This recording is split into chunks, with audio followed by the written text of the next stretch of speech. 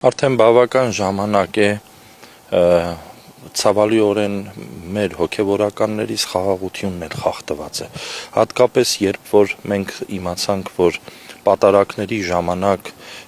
հատուկ հրահանգներով իհարկե որոշ քահանահայրեր իրենց պատարակներին Վեհափար Հայրապետի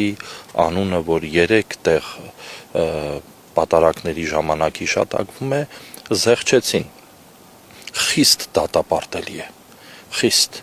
եւ ոչ միայն անձնապես ես իմ անունից եմ ասում, այլ ողջ հոգևոր դասը, ողջ միաբանությունը Մայրաթորի խստագույնս դատապարտում է սա։ Այո, ցավալիորեն որոշ հոգևորականներ եւ միաբաններ միացան այս տխրահռչակ արշավին, բայց ես վստահ եմ, որ գալու է ժամանակ, ամեն բան անցնելու է։ Ձախորդ օրեր են։ Գիտեք, երբ որ թերթում ենք հայոց պատմության էջերը, հատկապես Առաքել Դավրիշեցին սրա մասին մանրամասնորեն խոսում է, այս նույն վիճակները նաև տեղի են ունեցել այն ժամանակներում, այս նույն անհամաձայնությունները,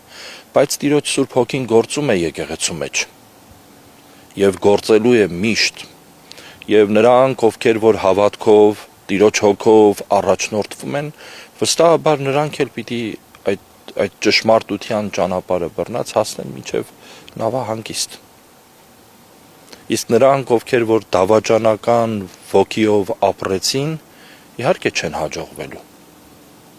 Գալու է ժամանակ, որ Տիրոջ դատաստանի առաջ են կանգնելու։ Մարդկանց դատաստանի առաջ չեն կանգնելու, Տիրոջ դատաստանի առաջ են կանգնելու։ Պատմության մեջ երբեմն պատահել է, որ հակաթորություններ են ստեղծվել։ Նույնիսկ Առաքել Դավրիշեցին պատմում է, որ Դավիթ անունով հակաթոր